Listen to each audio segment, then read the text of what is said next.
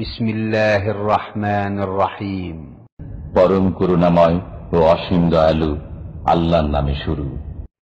ومن أحسن قولا ممن دعا إلى الله وعمل صالحا وقال إنني من المسلمين। একদিন চলে যাব আমরা সবাই, থাকবো না আমরা কেহ, শুধু মাটির নিচে পড়ে রবে দেহ, শুধু মাটির নিচে পড়ে রবে দেহ। একদিন চলে যাব আমরা সবাই, থাকবো না আমরা কেহ, শুধু মাটির নিচে পড়ে রবে দেহ, শুধু মাটির নিচে পড়ে রবে দেহ। আসসালামু আলাইকুম ওয়া রাহমাতুল্লাহি ওয়া বারাকাতুহু। ইন্নাল হামদালিল্লাহ নাহমাদুহু ওয়া নাস্তাঈনুহু ওয়া নাস্তাগফিরুহু ওয়া নাউযু বিল্লাহি মিন শুরুরি আনফুসিনা ওয়া মিন সাইয়্যাতি আমালিনা। মান ইয়াহদিহিল্লাহু ফালা মুদিল্লা লাহু ওয়া মান ইউদ্লিলহু ফালা হাদিয়া লাহু। ওয়া আশহাদু আল লা ইলাহা ইল্লাল্লাহু ওয়াহদাহু লা শারীকা লাহু ওয়া আশহাদু আন্না মুহাম্মাদান আবদুহু ওয়া রাসূলুহু সাল্লাল্লাহু তাআলা আলাইহি ওয়া আলা আলিহি ওয়া সাহবিহি ওয়া সাল্লামা তাসলিমান কাসীরা। أما بعد فأعوذ بالله من الشيطان الرجيم يا أيها الذين آمنوا أطيعوا الله وأطيعوا الرسول وأولي الأمر منكم فإن تنازعتم في شيء فردوه إلى الله والرسول إن كنتم تؤمنون بالله واليوم الآخر. قال المؤلف رحمه الله تعالى باب من أطاع العلماء والأمراء في تحريم ما أحل الله أو تحليل ما حرم الله فقد اتخذهم أربابا. وقال ابن عباس رضي الله عنهما يوشك أن تنزل عليكم حجارة من السماء أقول قال رسول الله صلى الله عليه وسلم وتقولون قال أبو بكر وعمر الحديث। আল্লাহ পাক রব্বুল আলামিনের যাবতীয় প্রশংসা যে আল্লাহ পাক রব্বুল আলামিনের আনুগত্য করা আল্লাহ পাক ফরজ করেছেন।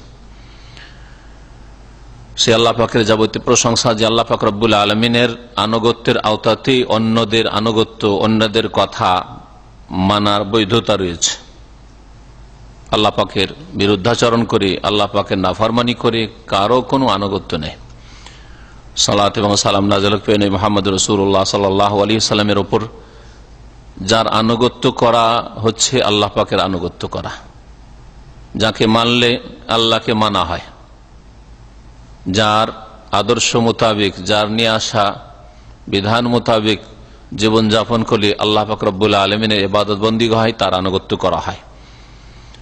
মহান আল্লাহ ইরশাদ করছেন মান ইউতির রাসূল ফাকাদ আতা আল্লাহ, যে ব্যক্তি রাসূলের আনুগত্য করলো, রাসূলকে মানলো, সে আল্লাহরই আনুগত্য করলো, আল্লাহকেই মানলো। কারণ রাসূলুল্লাহ সাল্লাল্লাহু আলাইহি ওয়াসাল্লাম দ্বীনের ক্ষেত্রে কোনো কথা নিজের তরফ থেকে বলেন নাই। ওয়া মা ইয়ানতিকু আনিল হাওয়া, কোনো কথা নিজের খেয়াল খুশি তিনি বলেন নাই। ইন হুয়া ইল্লা ওয়াহয়ুন ইউহা, যা কিছুই বলেছেন তা ওয়াহি হইত, যা আল্লাহর পক্ষ থেকে তার প্রতি ওয়াহি করা হইত, ওয়াহি ভিত্তিক কথা বলেছেন। আর ওয়াহি হচ্ছে আল্লাহ পাকের কথা। রাসূলুল্লাহ সাল্লাল্লাহু আলাইহি ওয়াসাল্লামের জবান দিয়ে সেই কথা বেরোইল, তার বচন হইলেও, রাসূলুল্লাহ সাল্লাল্লাহু আলাইহি ওয়াসাল্লামের কর্ম আমল হলেও সেটা আল্লাহ পাকেরই বিধান। এই জন্য রাসূলুল্লাহ সাল্লাল্লাহু আলাইহি ওয়াসাল্লামের আনুগত্য করাই হচ্ছে আল্লাহ পাকের আনুগত্য করা। আসল উদ্দেশ্য হচ্ছে আল্লাহ পাকের আনুগত্য করা। রাসূলের আনুগত্য করলে যেহেতু আল্লাহরই আনুগত্য করা হয়, সেই জন্য রাসূলের আনুগত্য। এছাড়া আল্লাহ পাকের আনুগত্য ছাড়া এবং রাসূলুল্লাহ সাল্লাল্লাহু আলাইহি ওয়াসাল্লাম আনুগত্য করা ছাড়া, কারণ আল্লাহ পাকের কথা হচ্ছে ওহী, আর রাসূলুল্লাহ সাল্লাল্লাহু আলাইহি ওয়াসাল্লামের কথা কাজ হচ্ছে ওহী ভিত্তিক।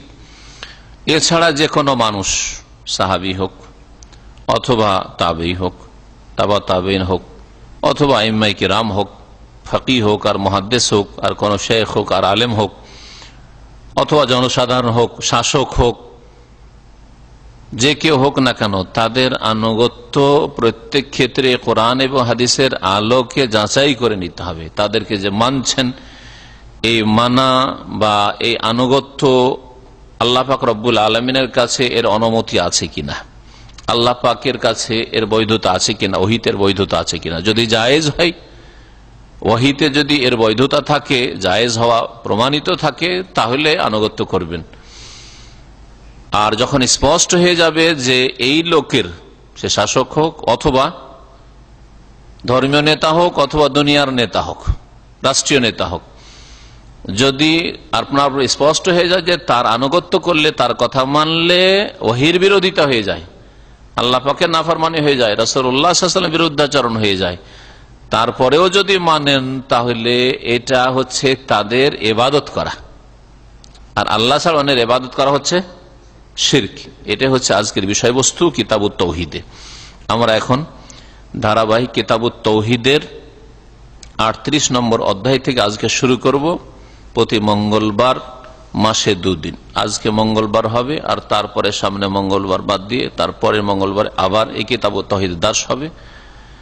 যেই ধারাবাহিক দর্শ আমাদের রাকা ইসলামিক সেন্টারে চলতো, সেটা কিতাবুত তাওহীদের শুরু থেকে 37 অধ্যায় পর্যন্ত ওখানে শেষ করেছি। তারপরে সেখানে অন্য আলোচনা, ইবাদত বন্দেগী সম্পর্কে, ফিকহি মাসলা মাসাইল সম্পর্কে, তাহারাত পবিত্রতা সম্পর্কে, নামাজ সালাত সম্পর্কে, এসব বিষয়গুলি ওখানে আলোচনার বেশি প্রয়োজন ছিল, তাই ওখানে ওই আলোচনাগুলি শুরু করেছি।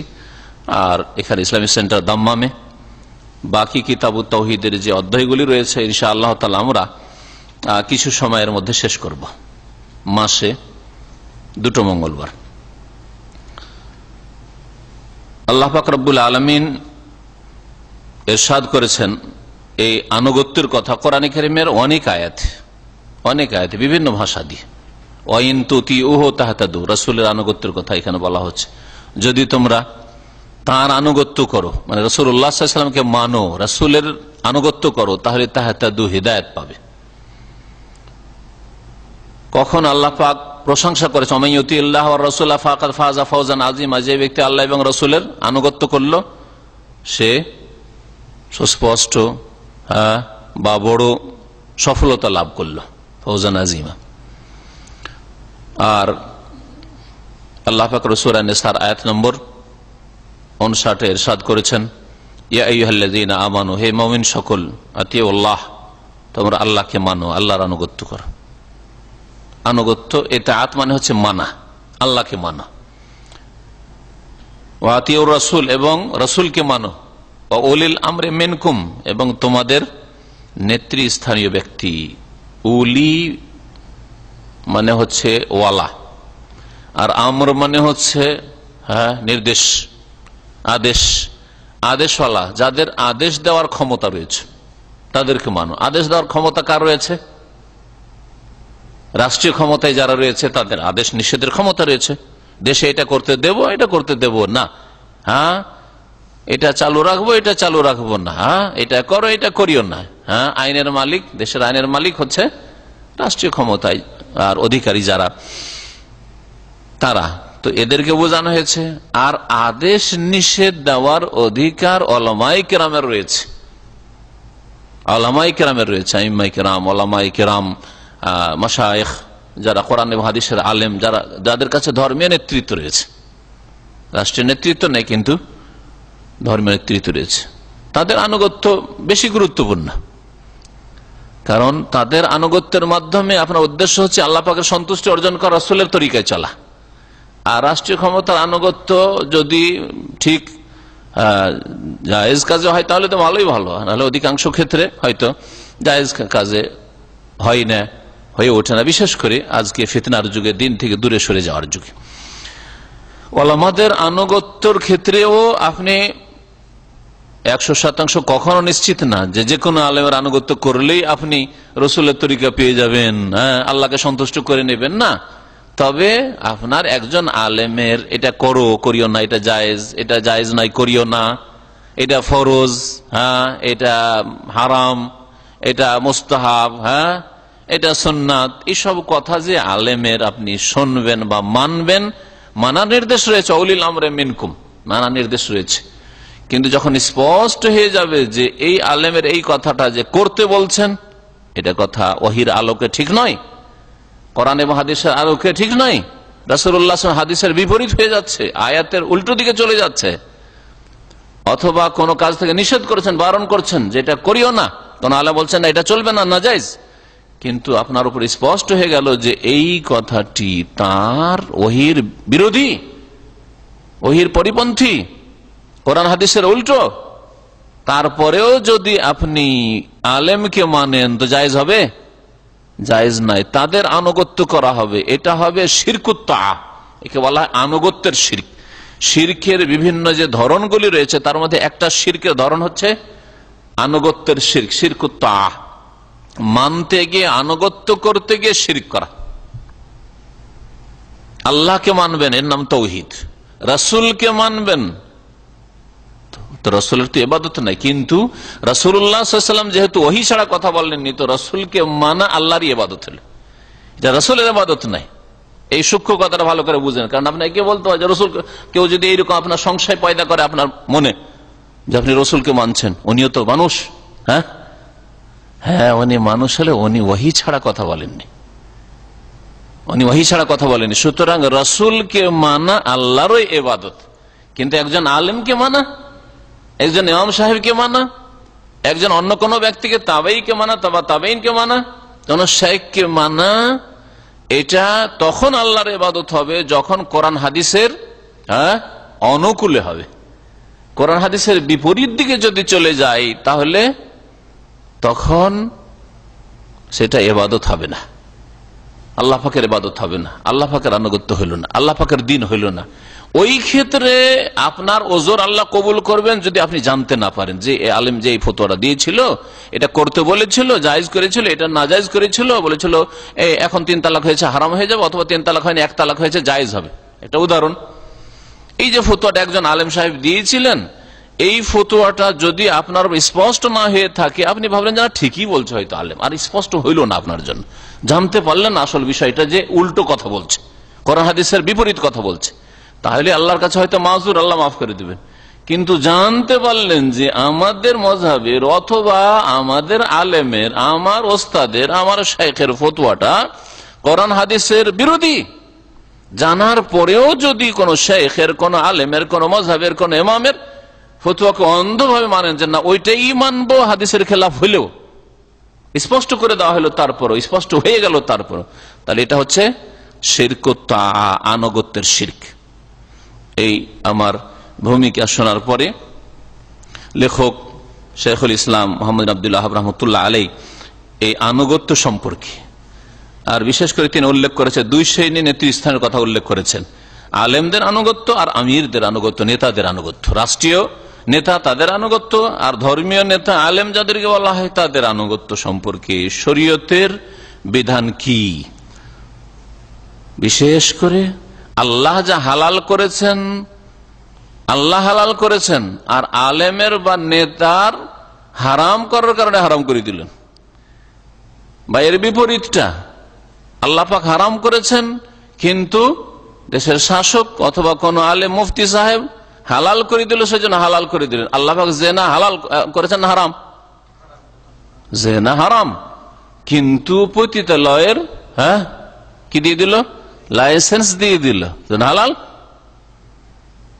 দেশে মানুষের তৈরি করা আইনে বলল যে জবরদস্তি করলে, ধর্ষণ করলে হারাম, অন্যায় কাজ করেছে, অপরাধী, আসামি। আর যদি সম্মতি থাকে আর সাবালিকা হয় তাহলে অসুবিধা নেই। তাহলে এটা ওহী বিরোধী না ওহীর অনুকূলে? ওহীর বিরোধী। তাহলে এই ক্ষেত্রে যদি শাসকের কথা মানেন তাহলে আপনি কি করলেন? শিরক করলেন। আল্লাহ শিরকে হালাল করেছেন না হারাম? শিরক হারাম, সবচেয়ে বড় হারাম হচ্ছে শিরক। যদি শাসক অনুমতি দেয় যে মাজার করো আর সেজদা করো, অসুবিধা নেই, তোমরা করো, সরকার তো বাধা দেয় না, মুসলিম সরকার বাধা দেয় না, তাহলে কেন আপনারা বাধা দেবেন? এই বলে যদি করেন, সরকার অনুমতি দিচ্ছে সেজন্য করছি, আমরা যাচ্ছি মাজারে যাচ্ছি, ওখানে গিয়ে আমরা চাদর চড়াচ্ছি ইত্যাদি, ফুল দিচ্ছি, আমরা ওখানে নজরানা পেশ করছি, মানমত পেশ করছি ইত্যাদি, বা খাসি মরগ জবাই করছি, যদি এটাকে হুজরত পেশ করে তাহলে কি করলো? শিরকুত তাআ, আনুগত্যের শিরক করলো। এইভাবে জীবনের প্রত্যেকটি ক্ষেত্রে আপনি উদাহরণ দিতে পারেন।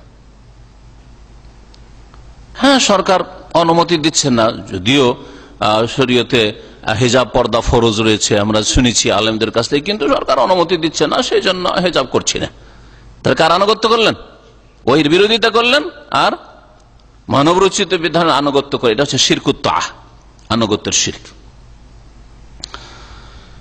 লেখক বলছেন বাবু মান আতা আল ওলামা ওয়াল ওমারা, এই অধ্যায় হচ্ছে ওই লোকদের সম্পর্কে যারা আলেম সমাজের ওলামায়ে কেরামদের আনুগত্য করে, ওয়াল ওমারা আর আমিরদের নেতাদের আনুগত্য করে, ফি তাহরিমে মা আহাল্লাল্লাহ, ওই সব বিষয়গুলি হারাম মনে করার ক্ষেত্রে যাকে আল্লাহ হালাল করেছেন, যে সবগুলিকে আল্লাহ হালাল করেছেন তা যদি হারাম করে অন্ধ আনুগত্য করে, বিনা দলিল আনুগত্য করে। অন্ধ আনুগত্য মানে কি? বিনা দলিল। শুনে রাখেন, অন্ধ আনুগত্য কাকে বলা হয়? বিনা দলিল। আর দলিলের ভিত্তিতে আপনি একজন আলেমের প্রত্যেকটা বিষয়ে হয়তো সম্ভব নয়, কিন্তু অধিকাংশ বিষয়ে আপনি দেখছেন যে কোরআন হাদিস ভিত্তিক কথা, আর আপনি মানছেন। আর একজন বলছেন আপনি তো মুকাল্লিদ, সে মিথ্যুক, আপনি মুকাল্লিদ না, আপনি অন্ধ অনুসারী নন, আপনি দলিল মোতাবেক কথা শুনছেন, সেই জন্য মানছেন। যেখানে স্পষ্ট হয়ে যাবে না এটা দলিলের উল্টো, অবশ্য ছাড়া ফরজ, যতই হক্কানি হোক না কেন। আও তাহলিলে মাহারাম আল্লাহ, অথবা এমন কোনো কিছুকে হালাল করার ক্ষেত্রে আলেমের বা নেতার আনুগত্য করা, মাহারাম আল্লাহ, যাকে বা যে সবগুলিকে আল্লাহ হারাম করেছেন। আল্লাহ হারাম করেছেন, আর কোন আলেম সাহেব, মুফতি সাহেব, অথবা কোন আমির সাহেব, নেতা সাহেব, রাষ্ট্রপতি সাহেব, প্রধানমন্ত্রী সাহেব, এমপি সাহেব কি করে দিল? হালাল করে দিল, হালাল মনে করে নেন, তাহলে এর হুকুম কি? আর যদি আল্লাহ পাক হালাল করে থাকেন আর তার হারাম করে দেয়, আল্লাহ হারাম হালাল করছেন আর বলছেন না চলবে না, করতে দেওয়া হবে না, তাহলে কি এর হুকুম? বলছেন ফাকাদ ইত্তাখাযাহুম আরবাবা, এইভাবে অন্ধ অনুকরণ যদি কোন আলেমের মুফতির করে অথবা কোন নেতার আমিরের করে, তাহলে ফাকাদ ইত্তাখাযাহুম আরবাবা, তাদেরকে যেন রব, প্রভু বানিয়ে নিল, পালনকর্তা বানিয়ে নিল, রব বানিয়ে ফেললো। আর আল্লাহ ছাড়া অন্য কাউকে রব বানানোর হুকুম কি? শিরক। তাহলে সে শিরক করলো, তার মানে সে কি করলো? শিরক করলো। কারণ বিধানদাতা কে? আল্লাহ। আর আপনি এই ক্ষেত্রে দলিলের বিপরীত আপনি কথা মানলেন, তার মানে বিধানদাতা আপনি কাকে মনে করলেন? মুফতি সাহেবকে, ওই হুজুরকে, ওই পীরকে, অথবা রাষ্ট্রীয় নেতাকে, শাসককে। সুতরাং তাদেরকে আপনি রব বানিয়ে ফেললেন। এই মর্মে তিনি যে বিষয়গুলি, দলিলগুলি উল্লেখ করেছেন তা শোনেন। প্রথম দলিল উল্লেখ করেছেন আব্দুল্লাহ বিন আব্বাস রাদিয়াল্লাহু তাআলা আনহুমার উক্তি। প্রখ্যাত সাহাবী আর সবচেয়ে বড় মুফাসসিরে কোরআন সাহাবায়ে কেরামদের মধ্যে, জি হ্যাঁ, সবচেয়ে বেশি কোরআন সম্পর্কে জ্ঞানী আব্দুল্লাহ বিন আব্বাস রাদিয়াল্লাহু তাআলা আনহুমা বলছেন, ইউশিকু আন তানজিলা আলাইকা হিজারাতুম মিনাস সামা আকুলু ক্বালা রাসূলুল্লাহ সাল্লাল্লাহু আলাইহি ওয়াসাল্লাম ওয়া তাকুলুনা ক্বালা আবু বকর ওয়া ওমর। বলছেন যে আমাকে আশঙ্কা লাগছে, ইউশিকু সম্ভবত, আমাকে ভয় লাগে, আন তানজিলা আলাইকা হিজারাতুম মিনাস সামা, যে আকাশ থেকে তোমাদের উপর পাথর বর্ষিত হয়ে যাবে। আল্লাহ আকাশ থেকে তোমাদের উপর পাথর বর্ষিয়ে দেবেন। কি অপরাধে? আকুল, তোমাদেরকে বলছি, কালা রাসূলুল্লাহ সাল্লাল্লাহু আলাইহি ওয়াসাল্লাম, রাসূলুল্লাহ সাল্লাল্লাহু আলাইহি ওয়াসাল্লাম এই কথা বলেছেন। ওয়া তাকুলুন, আর তোমরা তার বিপরীত দলিল পেশ করছো, অজুহাত পেশ করছো, যুক্তি দাঁড় করছো, খোঁড়া যুক্তি। কাল আবু বকর ওয়া ওমর, কে বলেছেন? আবু বকর বলেছেন, ওমর বলেছেন। ভালো করে চিন্তা করুন। তোমাদেরকে বলছি রাসূলুল্লাহ সাল্লাল্লাহু আলাইহি ওয়াসাল্লাম বলেছেন, আর তোমরা বলছো আবু হানিফা বলেছেন, শাফি বলেছেন, মালিক বলেছেন, আহমদ বলেছেন। পরের যুগের লোকের কথা বলেন নাই, 150-200 বছর পরের লোকের কথা বলেন নাই, 500 বছর 600 বছর পরের কথা বলেননি। যে তোমাদেরকে বলছি আল্লাহ রসুল বলেছেন, আর তোমরা বলছো জিলানি বলেছেন, চিশতি বলেছেন, এই কথা বলেন নাই। হ্যাঁ, এই কথা বলেন যে এখন তোমাদেরকে বলছি কালা রাসূলুল্লাহ, তোমরা বলছো 1400 বছর পরে অমুক শাইখ বলেছেন, অমুক হুজুর বলেছেন, অমুক পীর বলেছেন, এই কথা বলেন নাই। অনেক ব্যবধান। হ্যাঁ, আর রাসূলুল্লাহ সাল্লাল্লাহু আলাইহি ওয়াসাল্লাম আবু বকর উমরে কতটা ব্যবধান? শুধু ওহীর ব্যবধান। যুগ একটাই, একই যুগ না, একই যুগ। আবু বকর রাদিয়াল্লাহু তাআলা মাত্র 2.5 বছরের ছোট, 2.5 বছরের ছোট রাসূলুল্লাহ সাল্লাল্লাহু আলাইহি ওয়াসাল্লাম থেকে। জি হ্যাঁ, একই যুগের মানুষ। তারপরে আমাকে ভয় লাগছে যে রসুলের কথার সামনে আমি বলছি আল্লাহ রসুল এরকম বলেছে, তোমরা ওর উল্টোটা বলছো আর বলছো যে কে বলেছেন? আবু বকরের কথা পেশ করবে তুমি এখানে, উমারের কথা পেশ করবে এখানে। আমার ভয় লাগছে। আর কোন যুগে ভয় লাগছে? আজকাল পাপের যুগে না, যে পাপ সবচেয়ে মাথা উঠিয়ে আছে। হ্যাঁ, পাপিষ্টরা পৃথিবীর ক্ষমতা দখল করে আছে। ক্ষমতা মানে শুধু রাষ্ট্রীয় ক্ষমতা বলছি না, বাড়ির ক্ষমতাও পাপিষ্টদের হাতে। অধিকাংশ পরিবারের অভিভাবক হচ্ছে পাপিষ্ট, তাই না? গোনার গোনা, গোনার গোনা, পাপ আর পাপ আজকের পৃথিবীতে। শিরক বিদআত থেকে শুরু করে সমস্ত গোনা বিস্তার লাভ করেছে। সেই যুগের কথা বলছেন না যে ওই যুগে আশঙ্কা লাগছে যে পাথর বর্ষে যাবে। কোন যুগে? রাসূলুল্লাহ সাল্লাল্লাহু আলাইহি ওয়াসাল্লামের যুগ সামান্য শেষ হয়েছে, সাহাবায়ে কেরামদের যুগ। আবু বকর, ওমর রাদিয়াল্লাহু তাআলা, এই দুইজন তার খেলাফত আমলে রহস্যটা কি ছিল, কেন এই কথা বলেছেন তিনি? এই কথার এই বক্তব্য যে ইবনে আব্বাস রাদিয়াল্লাহু তাআলা পেশ করলেন, এর প্রেক্ষাপট কি? এর প্রেক্ষাপট হচ্ছে যে আবু বকর রাদিয়াল্লাহু তাআলা এবং ওমর রাদিয়াল্লাহু দুই খলিফা পর পর হজ্জে তামাত্তু করতে নিষেধ করতেন। হজ্জে তামাত্তু করতে নিষেধ করতেন, বলতেন তোমরা হজ্জে ইফরাদ করো আর না হজ্জে কিরান করো। হজ্জে কিরান করলে মাঝখানে হালাল হয়ে থাকতে পারবে না, থাকো ইহরামের অবস্থায়, একটু কষ্ট করো, হজ করো। আর নাই হজ্জে ইফরাদ করো, হজের মৌসুমে এসছো শুধু হজ করে যাও, আর হজের মৌসুমে এসছে আবার উমরাও করবে আর হজও করবে, মাঝখানে হালাল হয়ে বসেও থাকবে। বুঝছেন না পার্থক্য? হ্যাঁ, হজ্জে তামাত্তুতে কি হয়, খুব সহজ।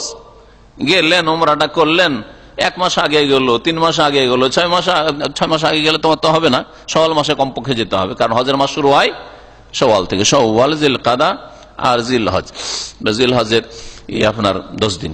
তো এর মধ্যে শাওয়াল মাসের যে কোনো একদিনেও যদি চলে যান মক্কা আপনি, হ্যাঁ জিলকাদে চলে যান, এখন যদি চলে যান উমরাটা করে হালাল হয়ে বসে থাকেন, বিবি আছে, সম্ভোগ করেন আপনি, হ্যাঁ সমস্ত বৈধ কাজ আপনার জন্য বৈধ। ইহরামের কোন নিষিদ্ধ কাজ, হজের সময় যে নিষিদ্ধ কাজ রয়েছে ইহরামের অবস্থায় কোনো কিছু নিষিদ্ধ নেই। আর তারপরে 8 তারিখে আরামসে ইহরামটা বেঁধে চলে যান আপনি মেনায়। 8 তারিখ, 9, 10 তারিখে হালাল হয়ে গেলেন, 11, 12, 13, 12তে সব শেষ। হ্যাঁ, 12 পর্যন্ত হজ শেষ করে চলে আসতে পারে, ঠিক না? কত সহজ হজ। আর কিরানে শাওয়াল মাসেও যদি কেউ বাংলাদেশ থেকে চলে আসে, ইন্ডিয়া থেকে চলে আসে, কোন দেশ থেকে চলে আসে, এহরামের অবস্থা ওই এহরাম পরেই থাকতে হবে। কাপড়টা বদলাইলো, বিনা সেলাইয়ের কাপড় দিয়ে বিনা সেলাইয়ের কাপড় বদলাইতে হবে, তাই না? সুগন্ধি এতদিন লাগাতে পারবেন না, স্ত্রীর কাছে যেতে পারবেন না। ইফরাদে হজে শুধু হজের নিয়তে, এহরামের অবস্থা হজের নিয়ত করেছে মিকাত থেকে, শুধু হজ। সুতরাং যতক্ষণ হজ শেষ না হবে ততক্ষণ পর্যন্ত, ততদিন পর্যন্ত 1 মাস হোক আর 1.5 মাস হোক আর 2 মাস হোক এহরামের অবস্থায় থাকতে হবে, তাই না? তো তাদের যুক্তি ছিল যে হজের সময় এরকম হালাল হয়ে থাকবে না, হজে তামাত্তু নিষেধ, তারা নিষেধ করেছিলেন। আর আব্দুল বিন আব্বাস রাদিয়াল্লাহু তাআলা আনহুমা জানছিলেন যে রাসূলুল্লাহ সাল্লাল্লাহু আলাইহি ওয়াসাল্লাম অনুমতি দিয়েছেন, এরা আবার কেন নিষেধ করবে? এদের কাছে খেলাফত আছে, ক্ষমতা, সেজন্য নিষেধ করবে। অবশ্য তারা নিষেধ করেছে এই জন্য নয় যে আজকালকার শাসকদের মতো যে শরীয়তের পরোয়া নেই, বেপরোয়া, হ্যাঁ ইসলামের বিরোধিতা করা উদ্দেশ্য, হ্যাঁ ভালো লোকদের বিরোধিতা করা উদ্দেশ্য, তা নয়। তাদের যুক্তি ছিল যে এই সময় যখন আসছে হজে, তো হজটাই করে যাক, হ্যাঁ আর হজে এসে যদি স্ত্রী সম্ভোগ করবে তো দুনিয়াদারি চলে আসবে, ভোগ বিলাসে মেতে থাকবে, না ইবাদত করুক, ইহরামের অবস্থায় থাক, এসব এই যুক্তিতে তারা নিষেধ করতেন। আব্দুল্লাহ আব্বাস রাদিয়াল্লাহু তাআলা আনহুমা বলছেন, এজন্য ভাষ্যকার শেখ আল্লামা সালেহ ফাওজান হাফিজাহুল্লাহ তাআলা বলছেন যে ইবনে আব্বাস রাদিয়াল্লাহু আনহু কথা বলেছিলেন কারা? কে? যাদের সাথে তিনি মোনাজারা করেছিলেন, তর্ক বহস করেছিলেন। কালা হলে মান্নাজারা ফি মুতাতিল হজ, হজ্জে তামাত্তু সম্পর্কে। ওয়া কানা হুয়া ইয়ামুরু বিহা, আব্দুল্লাহ বিন আব্বাস রাদিয়াল্লাহু তাআলা আনহুমা নির্দেশ দিতেন যে তোমরা হজ্জে তামাত্তু করো। আবু বকরের যুগে, ওমরের যুগে। লি আমরি রাসূল সাল্লাল্লাহু আলাইহি ওয়াসাল্লাম বিহা, কারণ রাসূলুল্লাহ সাল্লাল্লাহু আলাইহি ওয়াসাল্লাম নির্দেশ দিয়েছেন যে তোমরা যারা কোরবানির পশু নিয়ে আসনি সবাই কি করো? উমরা করে হালাল হয়ে যাও, হজ্জে তামাত্তু করে নাও। আর আমি যেহেতু কোরবানির পশু সাথে নিয়ে এসেছি, অতক্ষণ হালাল হইতে পারবে না যতক্ষণ কোরবানি জবাই না হবে, সেজন্য আমাকে কিরান করতে হচ্ছে। তাদেরকে সবকে তামাত্ম করে। ফাহতাজ্জা আলাইহিল মুখালিফ বিনাহি আবু বকর, যে বিরোধী যে ছিল, যে আপনি কোন কথা বলছেন, আপনি হজে তামাত্ম করতে বলছেন। আবু বকর রাদিয়াল্লাহু তাআলা তিনি খলিফা, তার কথা পেশ করেছিল, ওমরের কথা পেশ করেছিল, তারা তো বলতেন, তারা তো নিষেধ করতেন, আপনি কেন আবার হুকুম দিচ্ছেন। ওয়াহতাজ্জা ইবনে আব্বাস বিসুন্নতি রাসূল সাল্লাল্লাহু আলাইহি ওয়াসাল্লাম, ইবনে আব্বাস রাদিয়াল্লাহু তাআলা আনহুম দলিলে পেশ করেছেন রাসূলের সুন্নতকে, আদর্শকে। আব্দুল্লাহ আব্বাস দলিলে পেশ করছেন কার কথা? নবী সাল্লাল্লাহু আলাইহি ওয়াসাল্লামের কথা। আর তার বিরোধীরা কি পেশ করেছিল? আবু বকরের কথা, ওমরের কথা। তখন তিনি বলেছিলেন যে আমাকে ভয় লাগছে, জানতান জাল আলাইকুম হিজারাতু মিনাস সামা, আকাশ থেকে তোমাদের পাথর না বর্ষা যায়, আল্লাহর আযাব না চলে আসে। আকুল, আমি বলছি যে কালা রাসূলুল্লাহ, রাসূলুল্লাহ বলেছেন যে তোমরা সব তামাত্ম করো, তামাত্ম করো। লাউ ইস্তাকবালতু মিন আমরি মাস্তাদবারতু মা সুকতুল হাদি ওয়ালা জাআলতুহা উমরা। আমি যদি আগে জানতে পারতাম যে আল্লাহ পাকের ওহীতে অনুমতি আছে, কারণ জাহিলিয়াতের যুগে কিন্তু তামাত্ম করা মিন আফজারিল ফুজুর, পাপের কাজ ছিল। তো ওই তরিকাতে নবী সাল্লাল্লাহু আলাইহি ওয়াসাল্লাম চলে এসেছেন মক্কা থেকে ইহরাম করে, আর হাদি কুরবানির পশু সাথে নিয়ে। আমি যদি জানতে পারতাম, যা পরে ওহির মাধ্যমে জানলাম মক্কায় পৌঁছে, তাহলে কি করতাম? মা সুকতুল হাদি, তাহলে এই হাদির পশু, কুরবানির পশু নিয়ে আসতাম না। ওয়ালা জাআলতুহা উমরা, আর আমি উমরা করে হালাল হয়ে যেতাম তোমাদের সাথে। উমরা করে হালাল হয়ে যেতাম মানে কোন হজ করতাম? হজে তামাত্ম করতাম।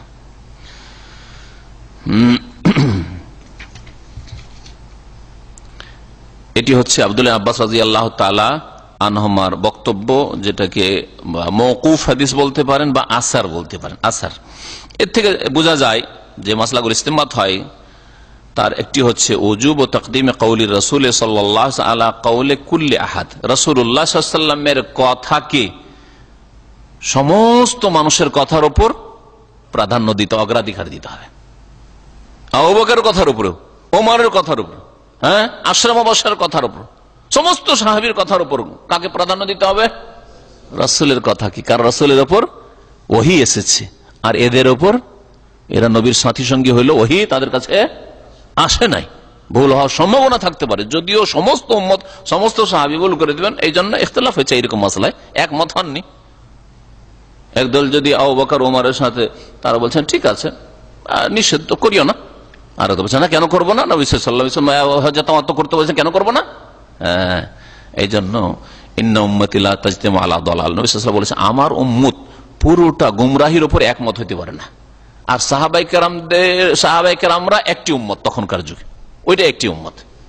এর জন্য সমস্ত সাহাবায়ে কেরাম ভুলের উপর থাকবে, এটা কখনো হইতে পারে না। এখানে আমাদের দেশের মানুষরা যে এরকম প্রশ্ন করে যে সাহাবায়ে কেরাম কি সত্যের মাপকাঠি, এর উত্তর কি দেবেন? কি উত্তর দেবেন?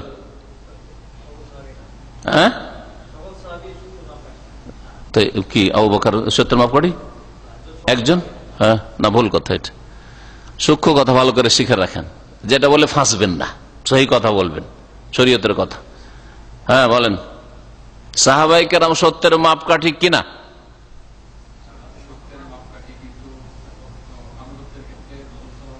না, এরকম কথা বলে হবে না।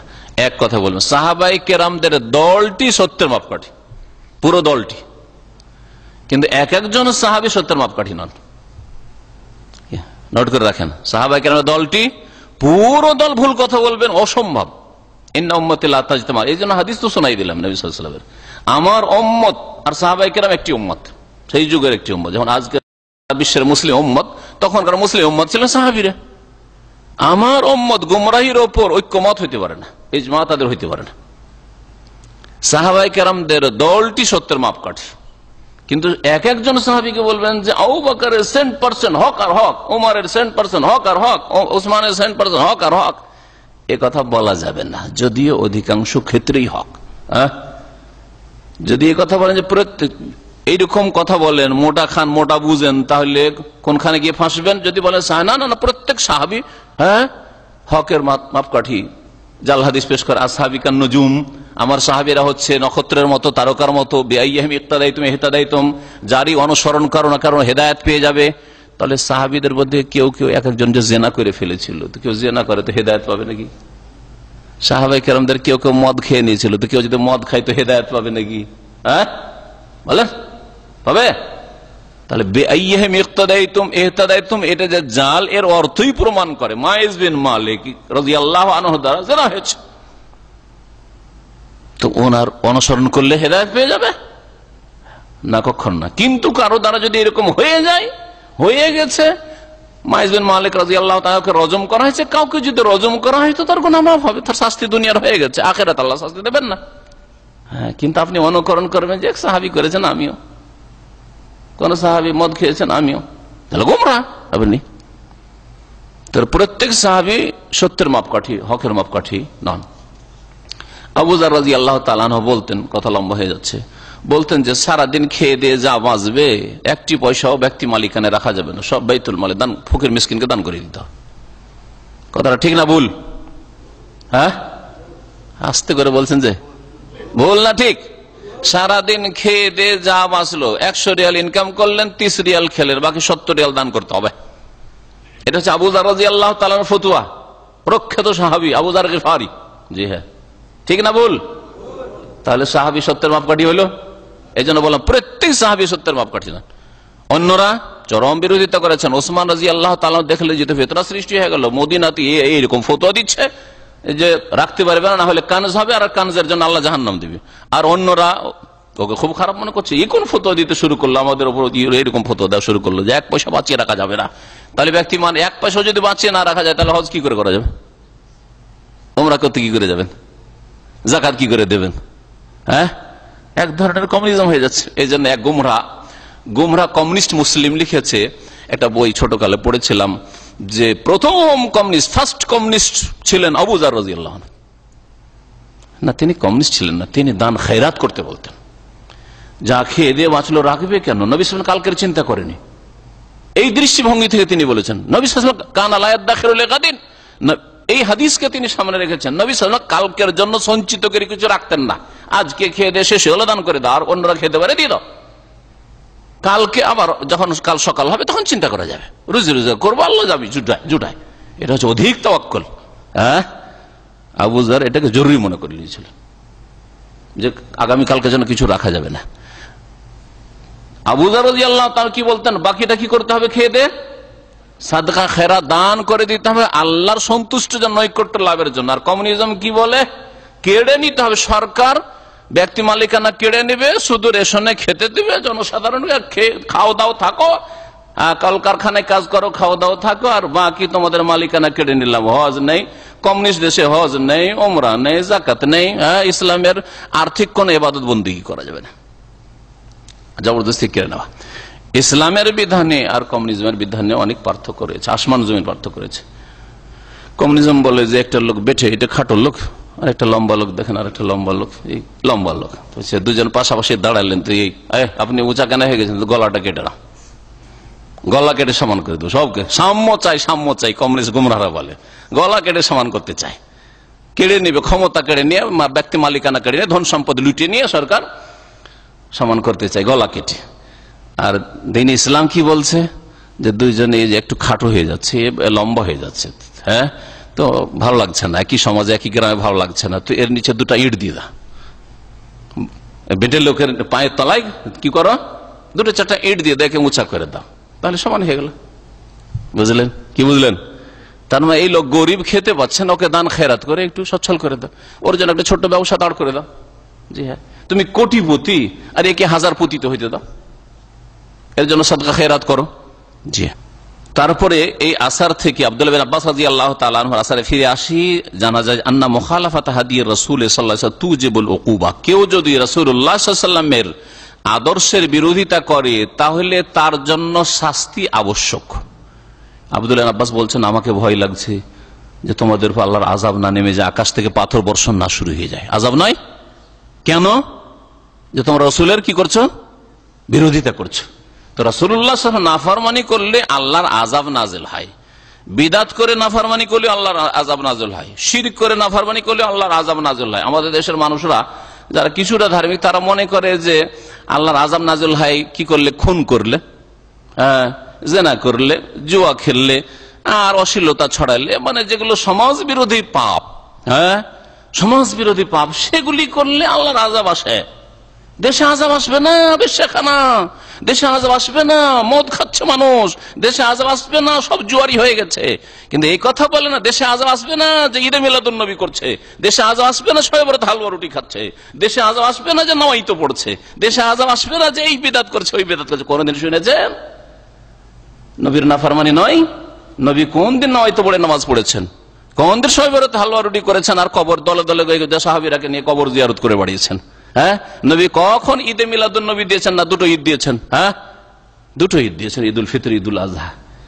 কিন্তু আমাদের দেশের আলেম সমাজের অনেকের হুঁশ নেই, শুধু এই পাপগুলি, সমাজ বিরোধী পাপগুলি বয়ান করে, আর এগুলির যে কুপ্রভাব রয়েছে এগুলি বয়ান করে, আর বিদাতের যে কুপ্রভাব রয়েছে জাতির ওপর, ব্যক্তির ওপর, সমাজের ওপর, দেশের ওপর, বিশ্বের ওপর, শিরকের যে কুপ্রভাব, সবচেয়ে বড় আল্লাহ পাকের আযাব নাযিল হওয়ার আশঙ্কা হচ্ছে যে শিরক হচ্ছে দেশে, বিদাত হচ্ছে দেশে, কারণ এগুলো ধর্মের নামে হচ্ছে, ধর্মের নামে হচ্ছে। জি, এগুলিকে অপরাধ মনে করা হয় না। আল্লাহ পাক যেন বুঝার তৌফিক দান করেন। ওয়াকাল আহমদ বিন হাম্বল, ইমাম আহমদ বিন হাম্বল বলছেন, আজিবতু লিকওমিন, আমি আশ্চর্য হচ্ছি ওই জাতির জন্য, আরাফুল ইসনাদ ওয়া সিহহাতাহু, যারা হাদিসের সনদও বুঝে আর হাদিসের সহিহ যঈফও বুঝে, হাদিস সহিহ হটাও বুঝে। ইয়াযহাবুনা ইলা রায়ে সুফিয়ান, তারপরে আবার সুফিয়ান সৌরীর মত অবলম্বন করে, তার মতকে প্রাধান্য দিয়ে থাকে।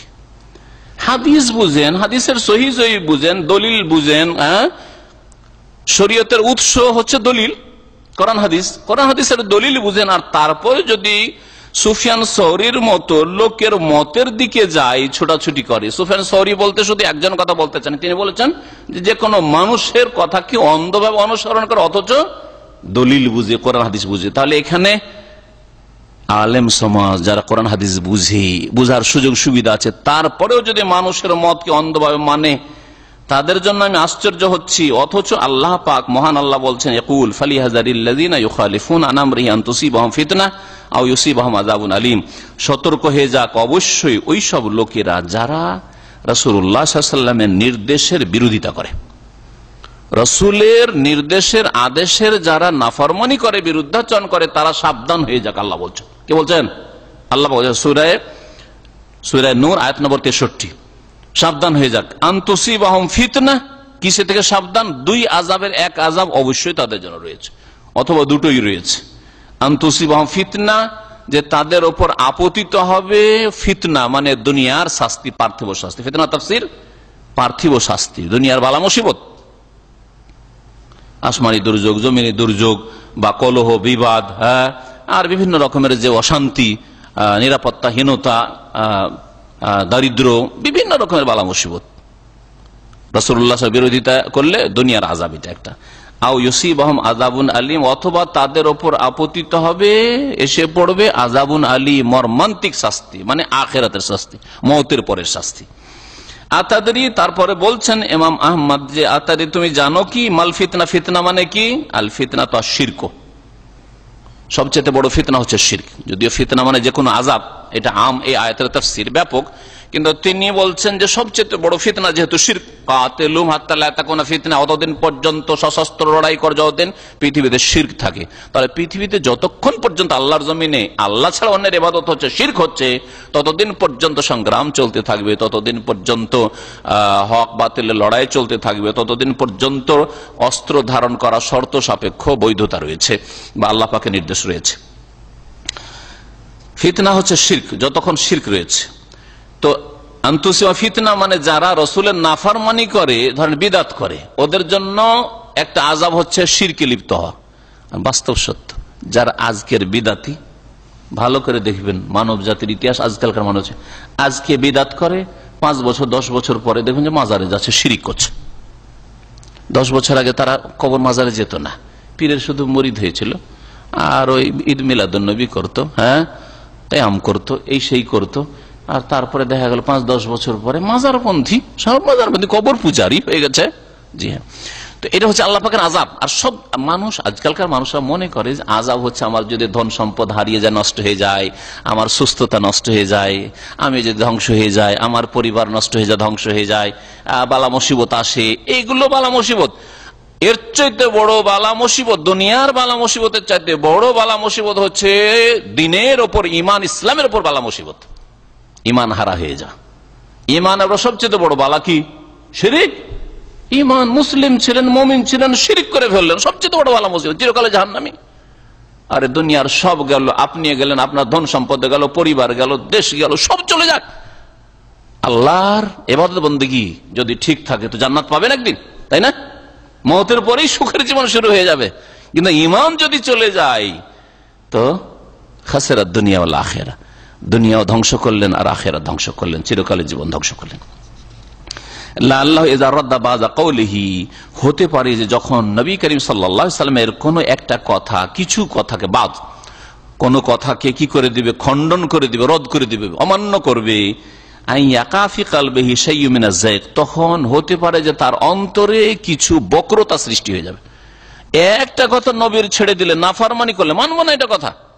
আমাদের এত বড় আলেম ভুল বলেছে, পীর সাহেব ভুল বলতে পারে, আমাদের শেখ ভুল বলতে পারে, এইরকম কথা বললে হতে পারে অন্তরে বক্রতা সৃষ্টি হয়ে যাবে, ফাইয়াহলিকু, যার ফলে ধ্বংস হয়ে যাবে। যার ফলে ধ্বংস হয়ে যাবে মানে তার ঈমান ধ্বংস করে ফেলবে, তার আখিরাতকে ধ্বংস করে ফেলবে, আর দুনিয়াতেও আযাব আসবে। মানুষ যখন কুফরি অবস্থায় চলে যায়, শিরকে চলে যায়, বিদআতে চলে যায়, বিভিন্ন পাপে চলে যায়, নবীর নাফরমানি করে, সব রকম ভাবে ধ্বংস হয়, সার্বিকভাবে ধ্বংস হয়। এই আসার থেকে আমরা জানতে পারলাম তাহরিমুত তাকলিদ। লেখক বলছেন যে অন্ধ অনুসরণ করা হারাম আলা ওই সব লোকদের জন্য, মাইয়া আরিফুদ দলিল, যে দলিল বুঝে, কোরআন এবং হাদিসের দলিল জানলেন, জানতে পারলেন, ওয়া কাইফিয়াতুল ইস্তিদলাল, আর কেমন করে দলিল পেশ করা হয়, এটা কেমন ভাবে দলিল হলো এটা বুঝছেন, অর্থাৎ এই যোগ্যতা আছে। তাহলে আমাদের সমাজের যারা আলেম সমাজ, তাদের জন্য কোন একটা তরিকার মযহাবের তাকলিদ করা জায়েজ নাই। জনসাধারণ বিষয়ে যারা জীবিত ভালো আলেম রয়েছে, যার উপরে বেশি আস্থা হয়, তাকে মাসলা মাসাইল জিজ্ঞেস করে নিবে, ফাসআলু আহলা যিকরি ইন কুনতুম লা তা'লামুন। কিন্তু একজন আলেমে দ্বীন 10 বছর 12 বছর কোরআন হাদিস পড়লো, ফিকহ পড়লো, আর পড়ার পরে বলছে যে না না ভাই আমি কিছু বুঝি না, আমাকে তাকলিদ করা ফরজ, কোন একটা মযহাব মানা ফরজ, কোন একজন ইমামকে মানা ফরজ। তাহলে কি পড়লেন? বলছেন যে তাহরিমুত তাকলিদ, এইসব লোকদের জন্য তাকলিদ করা, অন্ধ অনুসরণ করা হারাম। তারপরে লেখক বলছেন যে জাওয়াজুত তাকলিদ, এটাকে তাকলিদ বলেন, যেমন ভাষ্যকার ভাষায় বলেছেন, অথবা ইত্তেবা বলেন।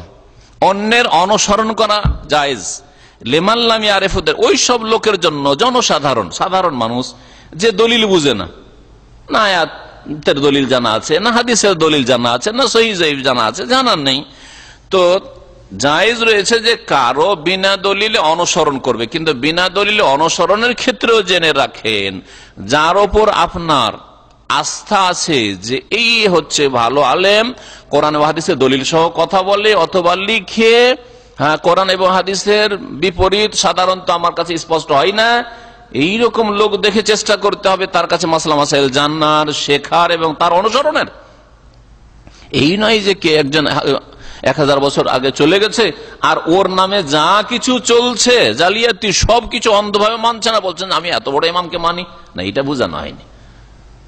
আপনি দাম্মামে আছেন, খোঁজ করেন যেখানে আমার দ্বীনের মাসলা মাসাইল জানতে হবে, তো আশেপাশে কার কাছে গেলে কোরআন হাদিসের দলিল ভিত্তিক কথা জানতে পারি। আপনি যখন বাংলাদেশে চলে গেছেন, তো আপনার কাছাকাছি কার কাছে আপনি দলিল ভিত্তিক কোরআন হাদিসের মাসলা মাসাইল জানতে পারবেন? ওর কথা মাসলা ফতোয়া বলে দিলেই আপনি অনুসরণ করতে পারেন। আপনি জিজ্ঞেস করবেন যে আচ্ছা প্রত্যেকটা দলিল কি, না আপনার প্রয়োজন নেই। সে যদি আপনি আস্থার জন্য জিজ্ঞেস করেন যে শেখ যেটা বলছেন, বা যে ভাষায় বলেন, আলেম বলেন, কিছু বলেন, ওস্তাদ যেটা বলছেন যে এর দলিলে কোন আয়াত পেশ করা যেতে পারে, কোন হাদিস পেশ করা যেতে পারে, বা কোন হাদিসের ভিত্তিতে, যদি জিজ্ঞেস করেন আদবের সাথে, কোনো দোষ নাই, জানার ইচ্ছা সেই জন্য। কিন্তু আপনার জন্য জানা ফরজ না, কারণ আপনি জানতে পারবেন না। কয়টা মাসলা আপনি দলিল জানবেন আর মুখস্থ রাখবেন, আয়ত্ত রাখবেন? নামাজের হাজার হাজার মাসাইল রয়েছে। তাহলে সাধারণ মানুষ ভালো আলেমকে জিজ্ঞেস করে নিলেই যে বিনা দলিলে চলবে, একে তাকলিদ বলেন অথবা ইত্তেবা। ইমাম শাওকানি রাহমাতুল্লাহ বলছেন এটা ইত্তেবা। অনেক ওলামা ইকরাম বলছেন যে এটা অনুসরণ করা, যেহেতু উদ্দেশ্য হচ্ছে দলিলকে ফলো করা, কিন্তু আস্থা আছে যে এই আলেম সাহেব দলিল ভিত্তিক কথা বলেন, সেই জন্য তাকে জিজ্ঞেস করছেন, তাকে অনুসরণ করছেন, যেন এটা ইত্তেবা, অনুসরণ করা। আর কোরআনের ভাষায় ইত্তেবা শব্দটি ব্যবহার হয়েছে, তাকলিদ কোরআনের একটি আয়াতে ব্যবহার হয়নি। আশ্চর্য হয়ে যাবেন যে কোরআনের ভাষায় একটি আয়াত তাকলিদ শব্দটি আসেনি, অন্ধ অনুকরণ শব্দটি আসেনি, বরং এর নিন্দা করা হয়েছে। আরব মুশরিকরা বলতো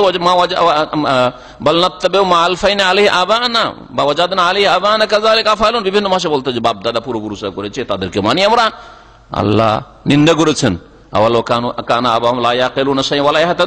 তাদের পূর্বপুরুষ বাপদাদারা যদি কিছু নাও বুঝতো, নির্বোধ হইতো, আর যদি কিছু নাও জানতো তাও মানবে, তারপরে গায়ের জোরে মানবে, ভুল পথে ছিল তারপরে মানবে। উচিত নয় এটা। তাহলে অন্ধ অনুসরণ করা যখন স্পষ্ট হয়ে যাবে যে এটা কোরআন হাদিস বিরোধী হয়ে যাচ্ছে, আপনাকে স্পষ্ট হাদিস দেখে দেওয়া হলো, উদাহরণস্বরূপ যে সূরা ফাতিহা ছাড়া নামাজ হয় না, তারপরে না না না না হাদিস মানতে পারছি না কারণ আমাদের মযহাবে নেই। তাহলে আপনি হাদিস মানছেন না মজা মানছেন? হ্যাঁ, রাসূলের কথা মানছেন না মানুষের কথা মানছেন? কিন্তু যার উপরে স্পষ্ট হয়নি তার বিষয়টি আলাদা। আর কেউ কেউ এটাকে তাকলিদ বলেছেন, এটাকে তাকলিদ বলেন অথবা ইত্তেবা বলেন। কোরআনের ভাষা হচ্ছে ইত্তেবা। ইত্তাবিউ মা উনজিলা ইলাইকুম মির রাব্বিকুম, ইত্তেবা করো, অনুসরণ করো, ফলো করো বলা হয়েছে। আর তাকলিদু কোথাও কোনো কোরআনের আয়াতে নেই। তবে বিনা দলিলে মানাকে আরবি ভাষাতে তাকলিদ শব্দও বলা হয়। আর দলিল ভিত্তিক বলছে আশা আছে এই লোকের, যাকে জিজ্ঞেস করছি আলেম, যেন সেটাকে ইত্তেবা বলা হয়। যার উপর আস্থা আছে, যে তার কাছে এলেম আছে, তার দিন আছে, আল্লাহকে ভয় করে, সুতরাং আমাকে গুমরাহ করবে না, জাহান্নামের রাস্তা দেখাবে না, আমাকে বিদআতের রাস্তা দেখাবে না, আমাকে শিরকের রাস্তা দেখাবে না, আমাকে সহি মাসলা বলারই চেষ্টা করবে। এইরকম আলেমে দিনকে মিন আহলিল ইলমে জিজ্ঞেস করে নেবে। ফাসআলু আহলা যিকরি ইন কুনতুম লা তা'লামুন। আদি ইবনে হাতিম রাদিয়াল্লাহু তাআলা আনহু থেকে বর্ণিত আন্নাহু সামিআ নবী সাল্লাল্লাহু আলাইহি ওয়াসাল্লাম, তিনি নবী সাল্লাল্লাহু আলাইহি ওয়াসাল্লামকে একবার শুনলেন এই আয়াত পড়তে। ইকরাউ হাযিহিল আয়াহ, সূরা তওবার আয়াত নম্বর 31 পাঠ করছেন। ইত্তাখাযু আহবারাহুম ওয়া রুহবানাহুম আরবাবা মিন দুনিল্লাহ। তারা অর্থাৎ ইহুদি খ্রিস্টানরা, কাদের সম্পর্কে আলোচনা চলছে এই আয়াতের আগে? ইহুদি এবং খ্রিস্টান আহলি কিতাব সম্পর্কে। ইত্তাখাযু, এরা বানিয়ে নিয়েছে, সাব্যস্ত করেছে, আহবারাহুম ওয়া রুহবানাহুম, তাদের ধর্মগুরুদেরকে। আহবার হাবরের বহু বচন, ইহুদি খ্রিস্টানদের আলেমদেরকে হাবর বলা হয় বা আহবার বলা হয়। আর রহবান রাহেবের বহু বচন, রাহেব বলা হয় যারা ধার্মিক লোক, যারা নিজেকে কি করেছে, উৎসর্গ করেছে আল্লাহ পাকের ইবাদত বন্দেগীতে, বনে জঙ্গলে গিয়ে, নির্জনতায় গিয়ে, একাকী ইবাদত বন্দেগীতে সারা জীবনটা কাটিয়ে দেয়, এদেরকে রাহেব বলা হয়। তো ওদের রাহেব ওই সব লোকেরা যাদের কাছে হয়তো এলম নাই অত, কিন্তু এরা ধার্মিক। আমাদের মুসলিম সমাজের কিছু ধার্মিক লোকেরা আছে, পরেশগার মাশাআল্লাহ, হ্যাঁ, বড় বড় আলেমের চাইতে হয়তো দাড়ি বড়, তাহাজ্জুদ বেশি, ইবাদত বন্দেগী বেশি, হজ উমরা বেশি, হ্যাঁ, তাকওয়া বেশি। এই একদল ইহুদি খ্রিস্টানদের। আর আহবার হচ্ছে ইহুদিদের আলেমরা। এদেরকে কি করেছে ইহুদি নাসারারা? আরবাবা মিন দুনিল্লাহ, আল্লাহকে বাদ দিয়ে তারা কি বানিয়েছে? রব বানিয়ে ফেলেছে। আহবার বিশেষ করে বলা হয় ইহুদিদের আলেমদেরকে। আর রহবান রাহেব, আজকালও রাহেব শব্দটা আরবিরা ব্যবহার করছে খ্রিস্টানদের ধর্মগুরুদের ক্ষেত্রে। রাহেব পোপ পাদ্রী যারাকে বলা হচ্ছে, পাদ্রীদেরকে রাহেব বলা হয় আরবি ভাষায়। আর আহবার হাবর, যেমন আব্দুল্লাহ বিন সালাম রাদিয়াল্লাহু তাআলা ইহুদিদের বড় আলেম ছিলেন, তাকে বলা হয়তো হাবরুল ইহুদ, ইহুদিদের বড় আলেম। যেমন মুসলিমদের, মুসলিম সমাজের দিনের জ্ঞানীদেরকে কি বলা হয়? উলামা কেরাম। ইন্নামা ইয়াখশাল্লাহ মিন ইবাদিহি আল উলামা। কোরআনে আল্লাহ কি বলেছেন? উলামা, উলুল ইলম, আহলুল ইলম বা উলামা। তো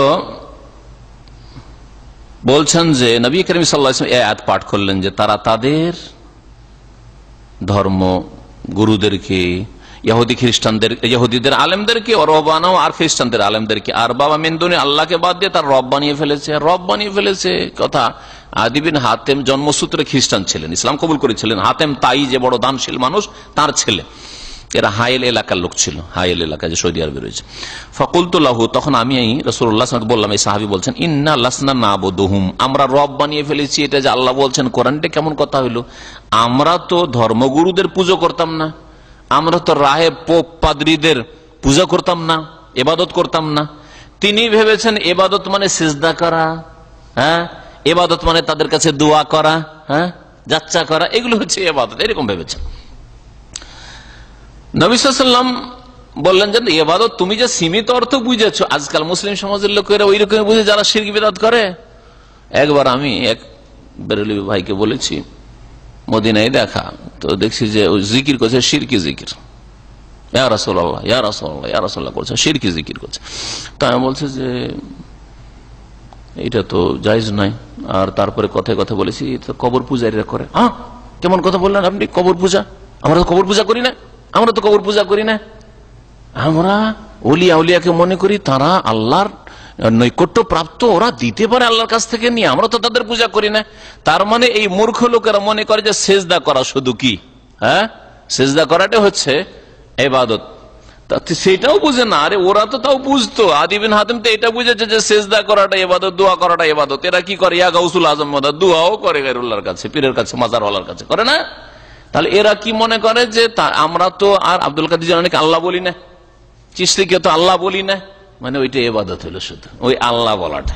আল্লাহ আহাদ ঠিক রাখলো, আর বাকি চাওয়া চাই আর পাওয়া আর রুকু সিজদা আর দোয়া মান্নত সবকিছু গায়রুল্লাহর জন্য। এটা হলো মুসলিম সমাজের জাহেল মুশরিকদের ধর্ম। তো যখন বললেন যে আমরা তো আমাদের পোপ পাদ্রীদের ইবাদত করি না, ধর্মগুরুদেরকে, কালা, তখন নবী সাল্লাল্লাহু আলাইহি ওয়াসাল্লাম উত্তরে বলেন, আলাইসা ইউহাররিমুনা মা আহাল্লাল্লাহ, এই তোমাদের ধর্মগুরুরা আল্লাহর হালালকৃত বস্তুগুলিকে কি হারাম করে দিত না? ফাতুহাররিমুন, তখন থেকে তোমরা হারাম করা শুরু করতে। তোমাদের ধর্মগুরুরা হঠাৎ করে বললে এটা হারাম, এই আমাদের অমুক গির্জার পাদ্রী বলেছে যে হারাম, তো হারাম। শরীয়তে আছে কি যে বাইতুল মক্কার ইমাম সাহেব বলেছেন হারাম তো হারাম, হালাল তো হালাল, মদিনার ইমাম সাহেব বলেছেন হালাল তো হালাল, হারাম তো হারাম, আছে শরীয়তে? দলিল বিপরীত হইলে কোনো মূল্য নেই কথার। দলিলের অনুকূলে হইলে, দলিল মোতাবেক হইলে সেটা আল্লাহরই কথা হইলো, সেটা রাসূলের কথাই হইলো। যদিও সেটা কাবা শরীফ ইমামের মুখ দিয়ে বেরিয়েছে, না হয় বাইতুল মক্কার ইমামের মুখ দিয়ে বেরিয়েছে, না একটা মূর্খের লোক মুখ দিয়ে বেরিয়েছে, যার মুখ দিয়ে বেরুক না কেন। আর আল্লাহ পাকের হারামকৃত বস্তুকে তোমাদের পোপ পাদ্রীরা হালাল করে দিত, ফাতুহিল্লুনা, তখন তোমরা হালাল মনে করে নিতে। জি হ্যাঁ, এইভাবে তাদের মধ্যে মদ আর এই আপনার এই যে শুকুর খাওয়া, ইনজিলে আর তাওরাতে আছে শুকুর খাওয়ার বৈধতা, যে সুর খাওয়া যেটা হচ্ছে তাদের প্রধান গোস্ত, আর মদ খাওয়া যেটা প্রধান পানীয় তাদের। কিন্তু এগুলো হচ্ছে কি তাদের পোপ পাদ্রী ধর্মগুরুরা হালাল করেছে, হালাল হালাল করেছে হালাল, কোনটা হারাম করে দিল হারাম।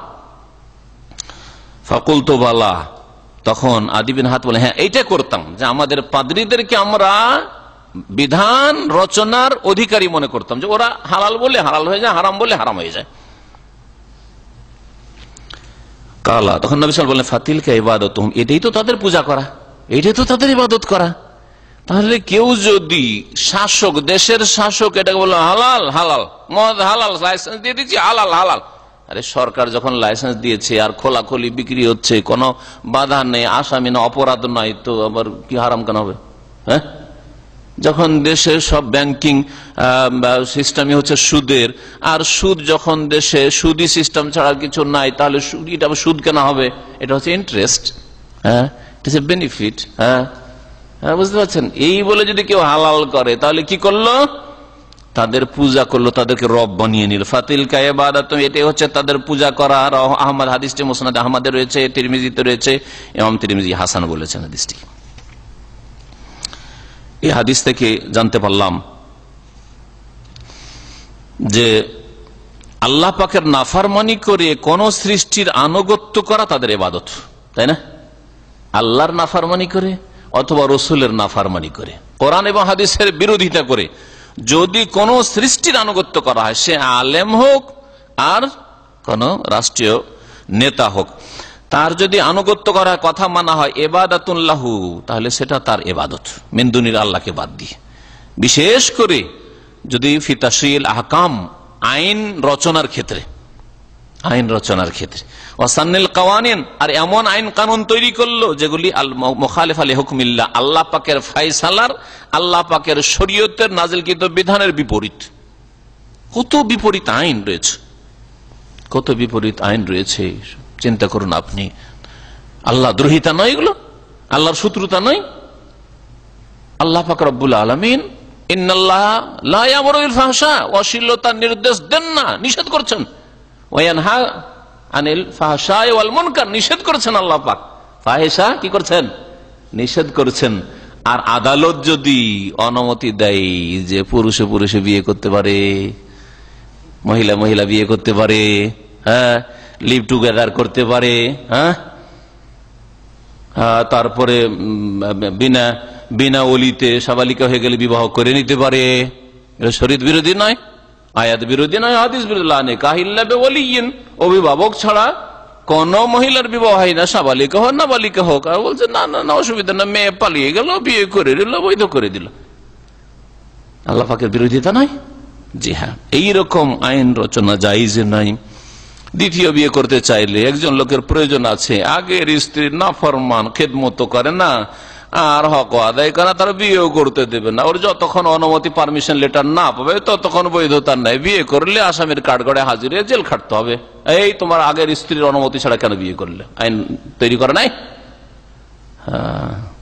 এটা জনাব আইয়ুব খাঁ, ওই পাকিস্তান যখন পূর্ব পাকিস্তান পশ্চিম পাকিস্তান একসাথে ছিল তখনকার এটা মানব রচিত বরকত। বুঝতে পেরেছেন? শরীয়ত বিরোধী আইন।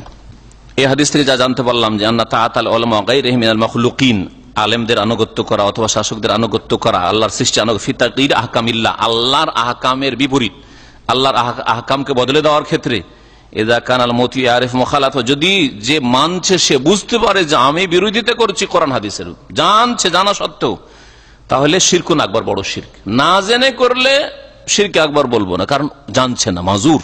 কিন্তু বুঝতে পারছে, সে জানে যে এটা ইসলাম বিরোধী কাজ, কোরআন হাদিস বিরোধী কাজ।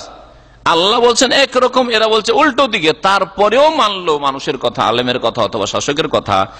এটা কি শিরকুন আকবার, ছোট শিরক নয়, বড় শিরক। বড় শিরক কি করে ইসলাম থেকে? আন্না তাহলিল ওয়া তাহরিম হাক্কুল্লাহ লিল্লাহি তাআলা। আর এর দ্বারা জানতে পারলাম যে হালাল করা হারাম করা কার অধিকার? আল্লাহর অধিকার। এটা আইন রচনা করা, বিধান রচনা কার অধিকার? আল্লাহ পাকের হক। আল্লাহ পাক রাসূলের কাছে জিবরাইল মারফত বিধান পাঠিয়ে দিয়েছেন, আর বিধানকে আল্লাহ পাক আকমালতু লাকুম দীনাকুম, কমপ্লিট করে দিয়েছেন। জি, তাতে হেরফের করার কোন শক্তির অধিকার নেই। বায়ানুন লিনাওইন মিন আনওয়াই শিরক ওয়া শিরকুত তা, এখানে এক ধরনের শিরক বয়ান করা হয়েছে, যেটা শুরুতে বলেছি, আল্লাহ এবং রাসূলের কথার বিপরীত যদি কারো আনুগত্য করেন, এটাকে কোন শিরক বলা হয়? বলছেন ওয়া হুয়া শিরকুত তাআহ, এটা হচ্ছে আনুগত্যের শিরক, মানার ক্ষেত্রে শিরক। পীর সাহেব, বাবা গো আপনাকে মানবো, আমি আর কিছু বুঝি না, এই ভাষাটা, বাবা গো আমি আপনাকে মানি, আর কিছু আমি বুঝি না, কি এটা? আপনার তরিকায় জিকির করবো, আমি অন্য কোন তরিকা বুঝি না, স্পষ্ট বড় শিরক। এটা হচ্ছে শিরকুত তাআহ, এটা বড় শিরক। আপনি কোরআন হাদিস মোতাবেক আমাকে ইসলামের জিকির শিখিয়ে দেন, বললো, তারপরে যদি খেয়ানত করে খায়েন, তাহলে জবাবদেহি করবে, তারপরে চোখ খুলে চলতে হবে। আরো 5টা একটু যাচাই বাছাই করেন, আর শিখিয়ে দিল, হ্যাঁ, দুরুদে মাহি, দুরুদে কি বলছে তোনাজ্জিনা, আর কত কে গঞ্জুল আরশার, আপনার ওজিফা, আর অমক আর তমক, আর খতম, খতমে জালালি, খতমে ইউনুস, আর খতমে খাজগান, আর খতমে আরো কি খতম, গত সপ্তাহে এক ভাই বলছিল, হ্যাঁ, এইসব শিখিয়ে দিল, আর অন্ধভাবে মেনে নিলেন। আপনি একটু প্রয়োজন মনে করলেন না যে ওহির জ্ঞান অর্জন করি, কোরআন হাদিস বুঝি, একটু যাচাই করি, যাচাই করা ফরজ। এই হাদিস থেকে, যে হাদিসটি আদি বিন হাতিম রাদিয়াল্লাহু তাআলা বর্ণিত হাদিস, এই হাদিস থেকে আরো জানতে পারলাম যে যে অশিক্ষিত বা মূর্খ, যে জানে না, তাকে শিক্ষা দেওয়ার বিধান শরীয়তে রয়েছে, শিক্ষা দেওয়া জরুরি। মাশরুইয়াত তালিমুল জাহিল, জাহিলকে শিক্ষা দেওয়া আর শরীয়তে বিধান রয়েছে। নবী করিম সাল্লাল্লাহু আলাইহি ওয়াসাল্লাম শিখিয়েছেন। এই লোকটা জানতো না। আদি বিন হাতিম বলছে যে আপনি কেমন কথা বললেন, আমরা খ্রিস্টান ছিলাম জন্মসূত্রে, খ্রিস্টানরা তো আমরা পোপ পাদ্রীর পূজা করি না। নবী সাল্লাল্লাহু আলাইহি ওয়াসাল্লাম শিখিয়ে দিলেন পূজা নয়, ওরা হারাম করলে হারাম, হালাল করলে হালাল, শরীয়ত আর ইনজিল আর তাওরাত দেখার প্রয়োজন নাই। এটাই তো তাদের ইবাদত, এটা তো না করতে না, বলছেন এইটা করতাম, কারণ ওরা তো ধর্মগুরু, ধর্মগুরুদেরকে তো মানতে হবে। এই ধর্মগুরুদেরকে মানতে হবে বলতে গিয়ে ধর্মের সবচেয়ে বড় গুরুকে মানতে হবে, মুহাম্মদ রাসূলুল্লাহ সাল্লাল্লাহু আলাইহি ওয়াসাল্লাম। ভালো করে মনে রাখেন। আর যখন মুসা আলাইহিস সালামের যুগ ছিল তখন মুসা আলাইহিস সালাম, যখন ঈসা আলাইহিস সালামের যুগ ছিল তখন ঈসা আলাইহিস সালাম। আর বাকি অন্যদেরকে মানতে হবে শর্ত সাপেক্ষ, মানতে হবে না এই কথা বলবেন না। আবার বাড়াবাড়ি কথা না, আমরা একটু কম বলি আর একটু বেশি, অনেকে জাহিল মূর্খরা বলে, কিছু অল্প কিছু শিখে, অল্প বিদ্যা ভয়ঙ্করী। অন্যদেরকে মানতে হবে, আলেমকে মানতে হবে, ওস্তাদকে মানতে হবে, বাপকে মানতে হবে, শাসককে মানতে হবে, রাজাকে মানতে হবে, নেতাকে মানতে হবে, এমপি কে মানতে হবে, চেয়ারম্যানকে মানতে হবে, কিন্তু হ্যাঁ শর্ত সাপেক্ষ। কি শর্ত?